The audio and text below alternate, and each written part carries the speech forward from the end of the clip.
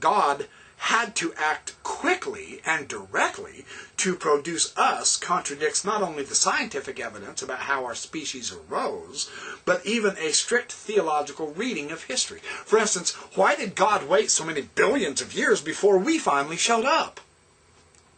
Who cares? What's that got anything to do with anything? That's just pure human vanity, isn't it? Why should so many non-human species have preceded us on this planet? Good question. But we might as well ask why so many human civilizations preceded our own. We could ask why God, if he was interested in all the peoples of the world, first revealed himself only to a few desert tribes in the ancient Middle East. And if he was interested in redeeming all people from their sins, why did he allow scores of generations to pass unsaved before he sent his divine Son?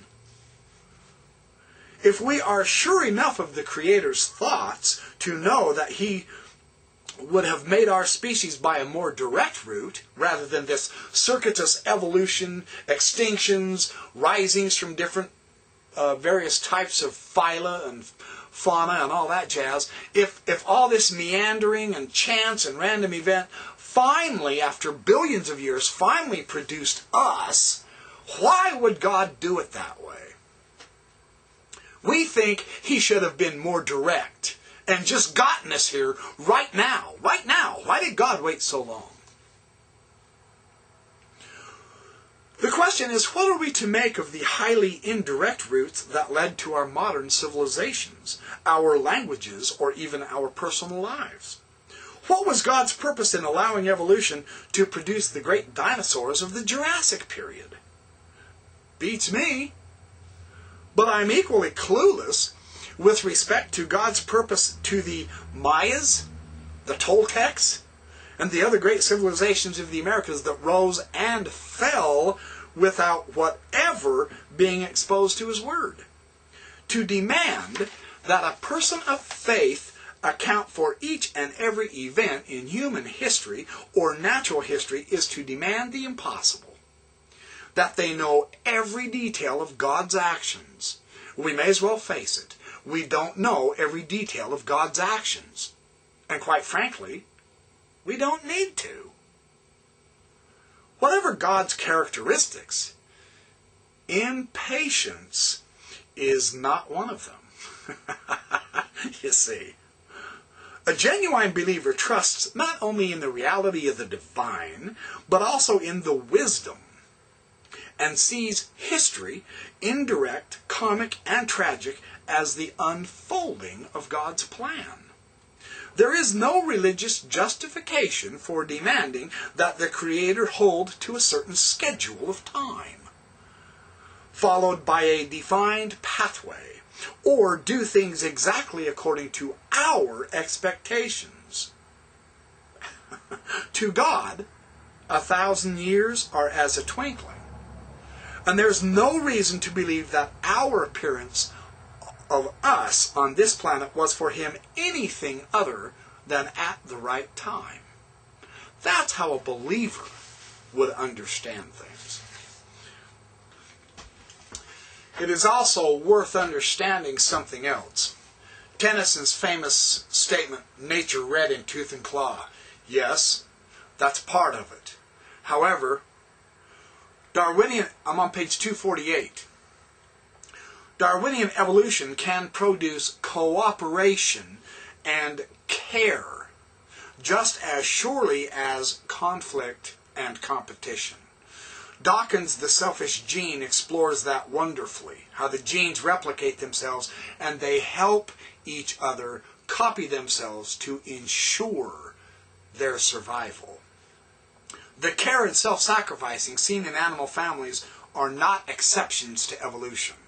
Rather, they are the straightforward results of natural selection acting to favor instinctive altruism. Under the right circumstances, nice guys really do finish first. Once again, Darwin got it right. That's what he taught. Now, one of the most profound parts over the next couple of pages Well, on page 254, let me sneak this in, there's simply no theological reason to argue that life cannot have a material basis. I think that's profound. The genius of the Creator's plan to the direct dependence of their life upon the will of God is if He forced His will onto the planet. We would be directly dependent on Him for how we act and how we are. But if that was His goal, then why make a distinct material world at all? See, the genius of the Creator's plan was that by creating a separate world, a world that ran by its own rules on its own volition, He would give His creatures the space they would need to become independent. This gives us the ability to make true moral choices. That is profound. Although we might like to think there is a divine spark within us, in fact our lives and the lives of every animal, plant, and microorganism on this planet, they have a physical basis in the chemistry of cells and tissues. We share a physical continuity with the lives of others, and we are inextricably linked to all of life on this earth. That is a fundamental known now. New individuals do not spring like Athena from the head of the god, but rather we are born of the flesh from the union of sperm and egg. No question about it. Our origins as individuals come entirely from the materials of life. The Creator fashioned a world in which matter became the basis of life. That's His plan.